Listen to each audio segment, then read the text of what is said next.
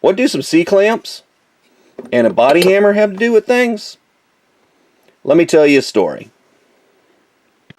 So before we get started, I would like to give a big thank you to everyone that has commented, liked, subscribed, or viewed my videos so far. It really does mean a lot, and it's greatly appreciated. And I do intend to keep posting every Thursday, and as time allows and I get better at editing, I'll try to post more often. And if there's something you'd like to see, or if there's something that you would like to comment on, bring it up and maybe we can get to it. Anyway, let's get on with the story. So a few months ago, more like about a year ago, I was helping a good friend of mine install a FAST XFi fuel injection system on his big block Ford. And we needed a place to mount the PCM, so we had been kind of toying around with where to put it, and we finally decided to go ahead and stick it under the dash on top of the transmission tunnel. Well, the dash of the car is basically flat across the bottom once it rolls under, and we decided that that was the perfect place, but we didn't want to mount the PCM at an angle. We wanted it nice and level. So I needed to make a plate. So I dug around and I had a piece of aluminum in my scrap bin that was big enough, 63 thousandths I believe, 3003. And I just needed to get it cut out and get it mounted. And unfortunately, at this time, I hadn't fully made the commitment to go ahead and do YouTube. And I didn't film it. I just took a few still shots of the pieces and after they were in the car. But long story short, we took this old K&N warranty card, used it as a pattern.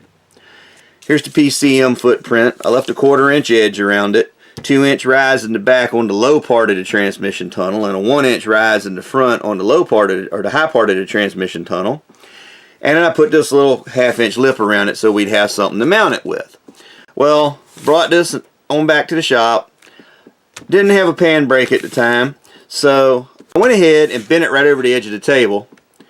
And the way I did that was with the 2 clamps and the body hammer. So it was just a simple matter of folding it over the side, using another piece of wood as a mandrel on top, clamping, squeezing the table and the piece of wood together, and then working along with the body hammer, little light blows at the time until I rolled it over so it'd get a nice edge on it.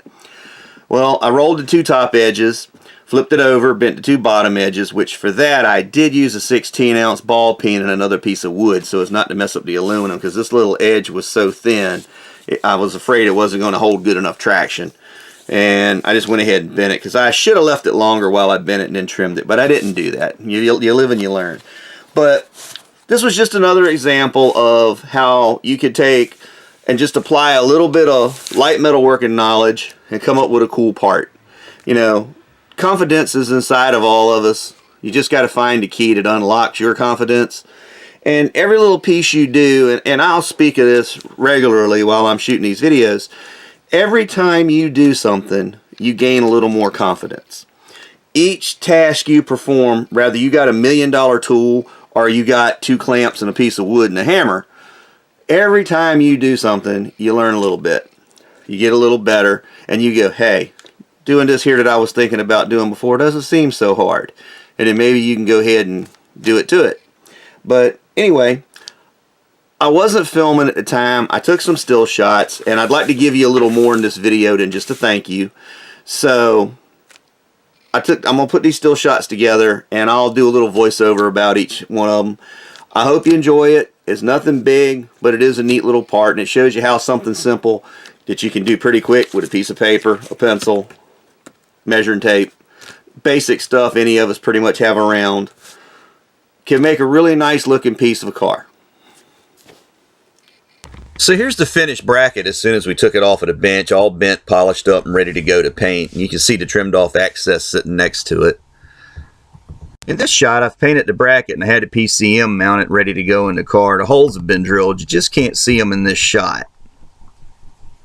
And here it is mounted up on the transmission tunnel. I do need to come back and make another cover to close in the end of it towards the shifter housing and go over top of that little convoluted tubing, but that's a project for another time. This will do for right now. With the PCM mounted, we turned our attention outside, and here's the last little bracket I had to make to hold the fuel pressure regulator switch, and we put it on the manifold so it's hidden by the air cleaner, going along with the theme of no exposed wires and such under the hood of this car as much as possible.